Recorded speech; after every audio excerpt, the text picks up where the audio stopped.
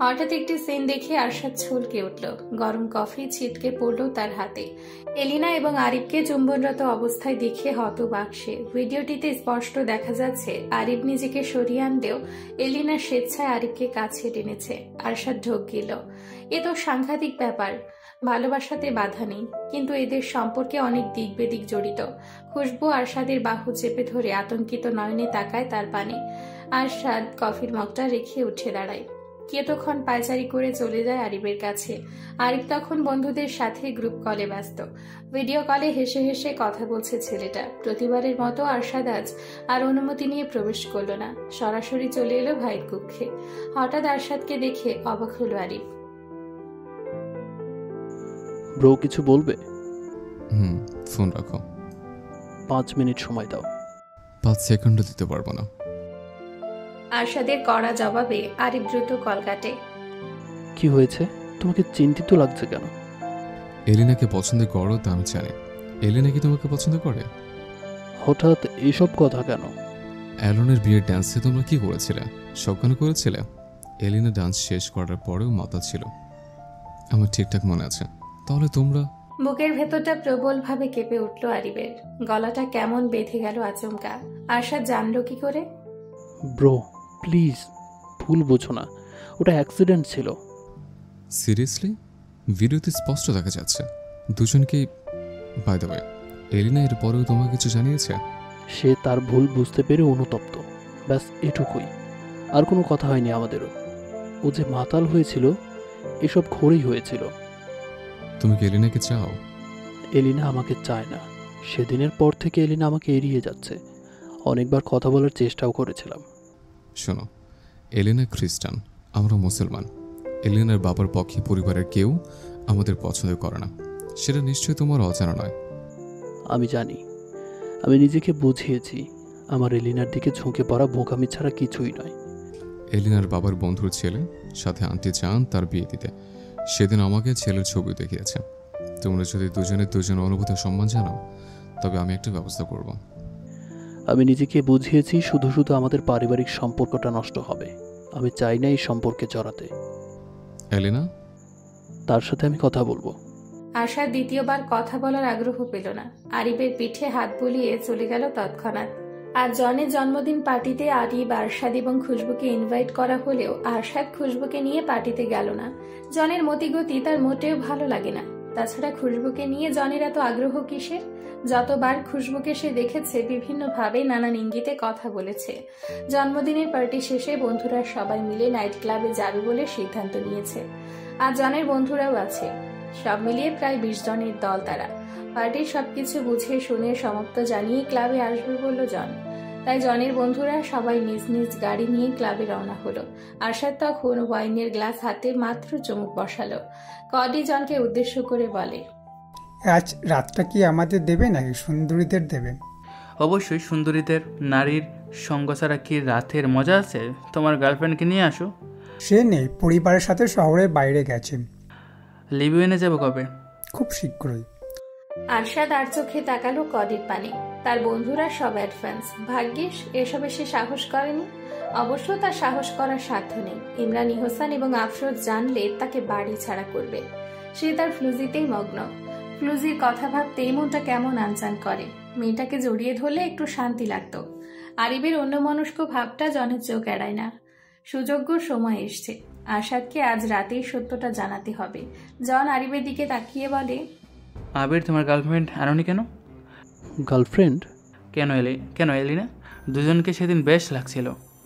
Sorry, সে আমার cousin. কাজিনকে কেউ kiss করে? আরিফ থতমত খেয়ে গেল।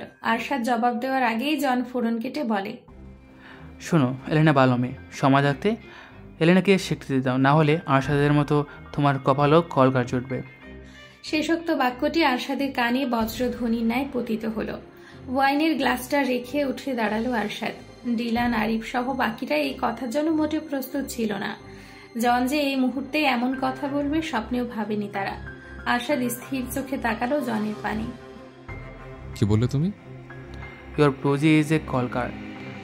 আরশাদ স্তম্ভিত, হতবম্ব নয়নে তাকিয়ে রইল কিছুক্ষণ। তারপর আচমকায় ফিক করে হেসে ফেলল। আরশাদের হাসিতে অপ্রস্তুত হয়ে পড়ল জন।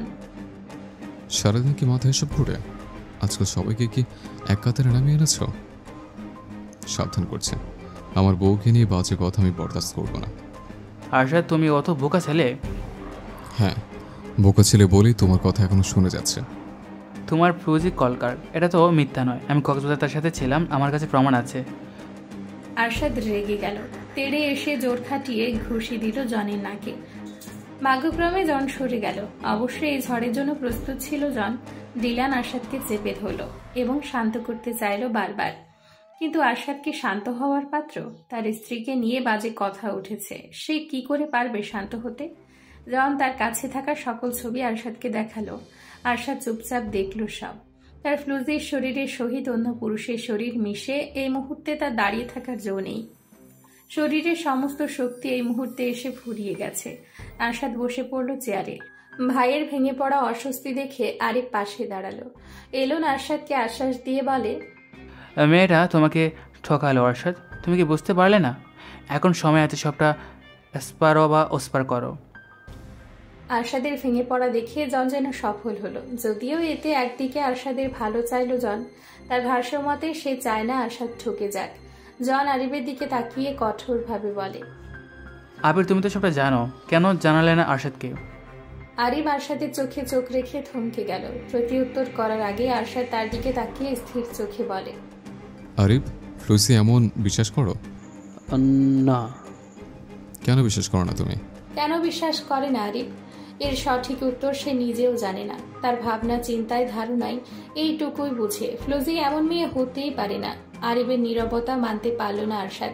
চট করে আরিফের গালে চড় বসিয়ে দিল সে। তুমি কেন বিশ্বাস করো না? আচ্ছা, সব বাদ, আমাকে আগে জানোনি কেন? আমি আরিফ কথা শেষ করার আগে জন বলে, তুমি তো তোমার ফৌজির অন্তর্ভুক্ত, তাকে নিয়ে কোনো কথা তুমি সহ্য করো না। সবাই এসব জানে, কেউ তোমাকে সাহস করে জানায়নি। ফৌজিকে অন্ধবিশ্বাস করে এবার বন্ধ করো। না, করবো না। বরং আজকের পর থেকে আরো বেশি বিশ্বাস করব, তার পাশে থাকবো, তাকে সম্পূর্ণ সাপোর্ট করব। তার পেছনে যে কুকুর লেগেছে সেই কুকুরগুলোকে সরাতে হবে। ফ্লুজিকে নিয়ে বাজে কথা কখনো সহ্য করে নে, আর করব না। চোখ থেকেও অন্ধ তুমি। হ্যাঁ, আমি অন্ধ। অন্ধ বলে তো বুঝতে পারছি যে ওর মেয়েটি আমার ফ্লুজি নয়। আমি ওর হাজব্যান্ড, ওর খোদ নিখুঁত আমি সব জানি। কি জানো মেয়েটার ছলনে ডুবেছো তুমি? ভালো ভালো কথা বলছি বলে তোমার ভালো লাগছে না, তাই না? আমি তো বলেছি ওর মেয়েটি আমার ফ্লুজি নয়। আরশাদ জোরালো গলায় বলল। বন্ধুরা সবাই অবাক হয়ে দেখলো আরশাদের কাণ্ড। অ্যাডেনের সত্যতা জানতে মুখিয়ে আছে। সে আরশাদের কাছ থেকে দূরত্ব বজায় রেখে বলে, এই মেয়ে যদি তোমার ফিয়ন্সি না হয় তাহলে এই মেয়েটা কে? জন মিথ্যা বলছে না? জনের সিনিয়রও ওই মেয়ের সাথে থেকেছে। অ্যাডেন, তুমি আমার বন্ধু, এমন কোনো কথা বলো না যার কারণে তোমার মুখ দেখার ইচ্ছে আমার হয় না। আমি বলছি তো, এই মেয়ে আমার ফ্লুসি নয়। এই মেয়ের হাতের পুরনো কাটা দাগ গর্ত হয়ে আছে। আমার ফ্লুসির কোনো দাগ কাটা নেই। এই মেয়ের শরীরে বিভিন্ন অংশের ট্যাটু, আর আমার ফ্লুসির এসব নিয়ে কোনো ধারণাও নেই। আরশাদ বোঝাতে চাইলো, মানাতে চাইলো। কদি বলে, তাহলে কলগাল মেয়েটাকে? জানি না। জন ওয়াইনের বোতলে চুমুক বসিয়ে হেসে ফেলল। আরশাদের কাঁধে হাত চাপড়ে বলে, আরশাদ, মজা করছো? তোমার ওয়াইফও যে কল গার্ল। আচমকা কাঁচ ভাঙার শব্দে চমকে গেল সবাই। জনের কপাল ফেটে গলগলিয়ে রক্ত ঝরছে। আরশাদ ওয়াইনের বোতল দিয়ে জনের মাথা ফাটিয়ে দিয়েছে। আরিফ দ্রুত আরশাদকে ধরে ফেলল। বাকি বন্ধুরা ভয়ে ঢোক গিলে সরে দাঁড়ালো। আজ ট্রেলার দেখালাম, পরবর্তীতে মুভি দেখিয়ে ছাড়বো। এত বড় অপবাদ তোলা হয়েছে, এই সত্যতা আমি বের করেই ছাড়বো। আরিফ কতবার কত কথায় আরশাদকে শান্ত করতে চাইল, কিন্তু আরশাদ শান্ত হলো না। সে বিশ্বাস করতে নারাজ তার ফ্লুজি এমন মেয়ে। এসব কথা ভাবতেও আরশাদের বুক কাঁপে। তারা একে অপরের কাছে আসার প্রথম রাতটা কি আরশাদকে প্রমাণ করে দেয় না তার ফ্লুজি নির্দোষ? স্বার্থ ছাড়া জন কেন জলঘোলা করছে? এসবে নিশ্চয়ই জনের স্বার্থ জড়িয়ে। আরশাদ বাড়ি ফিরল মাঝরাতে। স্টোর রুমের দরজা দিয়ে ভিলায় প্রবেশ করলো সে। ফ্লুজি তখন ঘুমে বিভোর। মেয়েটার নিষ্পাপ ঘুমন্ত মুখখানি আরশাদকে প্রবলভাবে টানে। আরশাদ শরীরের ভর ছেড়ে দেয় ফ্লুজির শরীরের ওপর। মেয়েটার বুকে মাথা রেখে ভিজে উঠে তার চোখ। বুকে ভারী চাপে দম আটকে যায় খুশবুর। মেয়েটা পিটপিট চোখে তাকাতে আরশাদকে দেখে শান্ত হয়। আরশাদ, কখন এলেন? এই তো এখন। মন খারাপ? আমাকে একটু জড়িয়ে ধরো, শক্ত করে। তোমার স্পর্শে আমার প্রয়োজন, তোমার স্পর্শে আমার দুশ্চিন্তায় মুখ থুবড়ে পড়ে। খুশবু মৃদু হেসে জড়িয়ে ধরে আরশাদকে। ছেলেটার হঠাৎ আবার কি হলো? আরশাদ, কি হয়েছে? কিছু হয়নি, তোমাকে আরো ভালোবাসা প্রয়োজন, আরো বিশ্বাস করা প্রয়োজন। এই, কি হলো আপনার? কিছু হয়নি, আওয়াজ জরুরি, তবে তুমি সামলাতে পারবে না আমি জানি। এই ঘরে একটা ছোট বাচ্চার প্রয়োজন। কি সব বলছেন আরশাদ? আপনার কি মন খারাপ? তুমি আমায় বিশ্বাস করো? না, করি না। আপনাকে বিশ্বাস না করলে এত দূর আসতাম? আপনি আমায় বিশ্বাস করেন আরশাদ? কি বলেছে মনে নেই? চামড়া কেটে দেখবে? না, দেখতে হবে না। আমি বিশ্বাস করি আপনাকে। বিশ্বাস আস্থা উভয় আছে আপনার উপর। তুমি আমার উপর বিশ্বাস রাখো, আমি তোমার বিশ্বাসের মর্যাদা দিতে বাধ্য। খুশবু প্রত্যুত্তর করে না।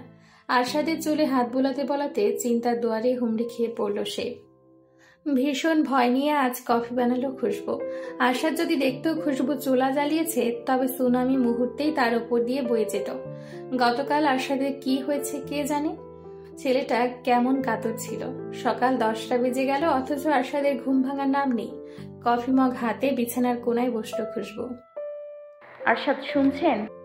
পিটপিট চোখ মেলে তাকালো আরশাদ। খুশবুকে দেখে হাসলো। গুড মর্নিং ফ্লুসি। Good morning. খুশবুর হাসিতে আরশাদ হাসলো। গত রাতের কথা মাথায় আসতেই থমকে গেল সে। তবুও নিজেকে রাখলো স্থির। তার ফ্লুজিকে নিয়ে এত বড় কথা উঠেছে, এর বিরুদ্ধে তাকে রুখে দাঁড়াতেই হবে। আরশাদ, কফি। কফি করেছে কে? আমি। গলার স্বর নেমে এলো খুশবুর। কপট রাগ দেখিয়ে আরশাদ তার দিকে তাকিয়ে রইল। কফির মগে চুমুক বসিয়ে আরশাদ তৃপ্ত হলো। তখন ইমরানি হোসেনের ফোন আসে। আজ ছুটির দিন বিধায় সবাই বাড়িতেই আছে। বাবার সাথে কথা বলার এক পর্যায়ে আরশাদের মন মরে যায়। ফোনটা রেখে খুশবুর কোলে মাথা রেখে বলে, ফুপুর আজকে চলে যাবে। ড্যাড বলল ফ্রেশ হয়ে একসাথে ব্রেকফাস্ট করতে। ও, আজ তো অফ ডে, এই জন্যই বোধহয় দেরিতে ঘুম থেকে উঠেছে, তাই না? এছাড়া সময় কোথায়? এলিনা আরিবের সামনে দাঁড়িয়ে, তার চোখে মুখে ছেয়ে গেছে অস্বস্তি। এতদিন আরিবকে এড়িয়ে গেলেও আজ আরিবের মুখোমুখি সে। সেদিনের ব্যাপারটা দুজনকেই অস্বস্তির দুয়ারে ঠেলে দিয়েছে। আরিব সহজ হওয়ার চেষ্টায় বলল, এলিনা, কিছু বলবে? আসলে কি বলতে চাও বলে ফেলো। তোমার এই চোরা চাহনির স্বভাবটা আমার ভালো লাগছে না। I am sorry. কি জন্য? সেদিন রাতে। ওটা নিয়ে পড়ে থেকো না, যা হয়েছে ভুলে যাও। সত্যি তুমি কিছু মনে করোনি, তাই না? আমি আজ চলে যাব। কথা ছিল আরশাদ ভাইয়া সহ ভ্যানিশ যাব, কিন্তু ভাইয়া বলল সময় নেই। আমার আর কি করার, আমি তো এখানে থাকার জন্য আসিনি। চাইলে পার্মানেন্ট থেকে যেতে পারো। থাকবে? আরিবের প্রশ্নে পুলকিত হয় এলিনা। পার্মানেন্ট থাকা মানে কি বোঝাতে চাইল? পার্মানেন্ট কিভাবে থাকবো? ভাবিমনি যেমনটা থেকেছে। পরোক্ষভাবে বিয়ের ইঙ্গিত দিল আরিব। এলিনা অবাক হলো এবং এমন প্রস্তাবের ঘোর বিরোধিতা করল। ভেবে বলছো? মাথা খাটিয়ে বলছো? কি বলছো তুমি? এলিনা উত্তেজিত হলো। আরিব মেয়েটা চোখে চোখ রাখলো। না, এই চোখে ভালোবাসা নেই, কোনো অনুভূতি নেই। নিজের আবেগকে মাটি চাপা দিল আরিব। Just kidding. এত হাইপার হচ্ছে কারণ এলিনা, আমার কাজ আছে। তোমার কথা শেষ হলে যেতে পারো। এলিনা থতমত খেল। আরিবের কাছ থেকে বিদায় নিয়ে চলে গেল সে। এলনির বাসায় জন আছে এই খবরটা আরশাদের কানে আসতেই দেরি করল না সে। এলনের বাসায় সে উপস্থিত। আরশাদ। জন আরশাদকে দেখেই ঢোক গিল। এলোনা আরশাদকে বসতে বলে চলে গেল কিচেনে। ডিলান জনকে ইশারায় স্থির থাকতে বলল। এলন আরশাদকে বলে, কিছু বলবে কি? বলতে চাই অনেক কিছু, কিন্তু কি বলবো সেটাই তো জানতে চাই। গত রাতের ব্যাপারটা নিয়ে তুমি কি আপসেট? একদমই নয়। আরশাদ উঠে দাঁড়ালো। জনের মুখোমুখি বসে কড়া গলায় বলে, তোমাকে আমি সম্মান করি, কিন্তু এই সম্মানটা আর স্থায়ী রইল না। আমার ওয়াইফের বিরুদ্ধে যেতে তোমাকে কে ইস্কো দিয়েছে? তোমার সাথে আমার কোনো শত্রুতা আছে নাকি তোমার ওয়াইফের সাথে আছে? আমার কারোর সাথে কোনো ঝামেলা নেই। আমি যা বলেছি সেটা সঠিক। কার সাথে মিলে এসব করেছো জন ভাইয়া? ভালো ভালো সত্যটা বলো। আমি কিন্তু মানুষ ভালো নই, মার্ডার করতেও ছাড়বো না। আবারও বলছি, অন্ধবিশ্বাস তোমাকে ধ্বংস করবে। আমার যদি অসৎ উদ্দেশ্য থাকতো তাহলে আমি আরও বাজে স্টেপ নিতাম। আমি বাংলাদেশ থাকাকালীন হেলনকে এই মেয়ের পিকচার পাঠিয়েছি, অথচ তখন তোমার পুঁজিকে না এলন চিনত আর না আমি। সেদিন ভিডিও কলে তোমার বউকে দেখে আমি অবাকি হই এবং এলনকে জানাই। এলন ভয় নিয়ে আরশাদের চোখে চোখ রাখে এবং বলে, জন ভাই ঠিকই বলেছে আরশাদ। আরশাদ বিশ্বাস করতে চাইল না। ফল কাটা ছুরি কৌশলে হাতে নিয়ে জনের ওপর হামলে পড়ল। এলন ডিলান আরশাদকে থামাতে চাইলেও লাভ হলো না। ছেলেটা তার শক্তিতে অনড়। জনের গলায় ছুরি বসিয়ে দাঁত হিসিয়ে আরশাদ বলল, সত্য বলো, আমার ফ্লুসিকে নিয়ে বাজে কথা কেন তুললেন? আমার ঈশ্বরের দিব্যি আমি মিথ্যা বলিনি। আমি সেই মেয়ের সাথে রাত কাটিয়েছি। আমার কোনো কিছুর প্রমাণ করার ইচ্ছা নেই। যেহেতু তোমার স্ত্রীর বিরুদ্ধে অভিযোগ উঠেছে, তাই তোমার উচিত এর সত্যতা বের করা। আমিও জানতে চাই, তোমার ফ্লুজি যদি সেই মেয়ে না হয়, তোমার ফ্লুজির সাথে সেই মেয়ের বৈশিষ্ট্য না মেলে, তাহলে সেই মেয়েকে আমিও জানতে চাই। আরশাদ আর দ্বিতীয়বার কোনো কথা বলে না। আর কি বলবে সে? সবটা ধোঁয়াশায় মিলিয়ে যাচ্ছে। এলনের বাসা থেকে ফিরে আরশাদ বাংলাদেশে থাকা রনির সাথে যোগাযোগ করল। খুশবুকে খুঁজে দিতে এই ছেলেটার সাহায্য করেছিল, তাহলে নিশ্চয়ই সেই কলগালের খোঁজ এই ছেলেটা জানবে। আরশাদ রনিকে সবটা জানালো। রনি সবটা শুনে যতটা সিরিয়াস হওয়ার ভাব ধরল, প্রকৃত পক্ষে সে আরশাদের কোনো কথাই গায়ে লাগালো না। এক পৃথিবীতে একই চেহারা দুটি মানুষ থাকতেই পারে। তারা যদি যমজ হয়, তাহলে তারা ভিন্ন ভিন্ন অবস্থানে কেন? এসবের উত্তর বের করা কি রনির কাজ? এসবের উত্তর নিশ্চয়ই খুশবুর বাবা মা জানে।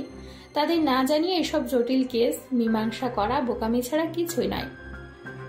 রনির মনে কোনো তাগিদ জাগলো না কলগাল সেই মেয়েটাকে খুঁজে বের করার। অথচ আরশাদ রনির ওপর ভরসা করে আছে। সময় পেরিয়ে গেল 1 মাস, 2 মাস, হ্যাঁ 2 মাস সময় পেরিয়ে গেল। ইতালি আসার পর থেকে তুষারপাত কিংবা বৃষ্টি কোনোটাই দেখার সৌভাগ্য হয়নি খুশবুর। অথচ আজ সন্ধ্যেই হঠাৎ করে ঝিরঝিরে বৃষ্টি নামলো, ভিজিয়ে দিল শুষ্ক পরিবেশ। ঠান্ডায় শিউরে উঠল খুশবু। বড় জানালার কাছে দাঁড়িয়ে হাত বাড়িয়ে ছুঁয়ে দিল বৃষ্টি। কত মাস পর সে বৃষ্টি ছুঁয়েছে। মনের ছলকে ওঠা আবেগকে আজ দমাতে পারল না সে, যার দরুনে প্রায় অর্ধেক ভিজে গেছে মেয়েটা। আরশাদ তখন রাতে রান্না করছিল। ভেবেছিল খুশবু হয়তো টিভি দেখছে, তাই আর বিরক্ত করল না সে। নিজের রুমে ফিরে আধা ভেজা খুশবুকে দেখে রেগে গেল। দ্রুত এসে টেনে ধরল খুশবুর হাত। এই, তুমি জ্বর বাঁধাতে এসব করেছো? না প্লিজ আরশাদ, জানালা বন্ধ করবেন না। আমি বৃষ্টি দেখিনি বহুদিন। আরশাদের হাত থেমে গেল। ফ্লুজের কথা ফেলতে পারে না সে। বৃষ্টির ফোঁটারা ক্রমশ তীরের ন্যায় ছুটে এসে বিচ্ছে খুশবুর শরীরে। আরশাদ পেছনে দাঁড়িয়ে, তাই তো সেও প্রায় অর্ধেক ভিজে গেছে। আচমকা বৃষ্টির গতিক বেড়ে গেল, সেই সাথে শীতের প্রকোপ বাড়ল বুঝি। আরশাদ খুশবুর ভেজা টি শার্ট তুলে দিল উদর অবধি। মেয়েটার ভেজা চুল লেপটে গেছে ঘাড়ে। আরশাদ যত্ন নিয়ে সরিয়ে দিল সেই চুল। দুঠোঁটের অবস্থান দৃঢ় করল খুশবুর ঘাড়ে। খুশবু বাধা দিতে পারল না। বাধা দেওয়া তার সাধ্যের বাইরে। যতবার আরশাদকে বাধা দিয়েছে, ততবার আরশাদ তাকে উস্কে দিয়ে সরে গেছে। ব্যাপারটা ভীষণ পীড়াদায়ক তার কাছে।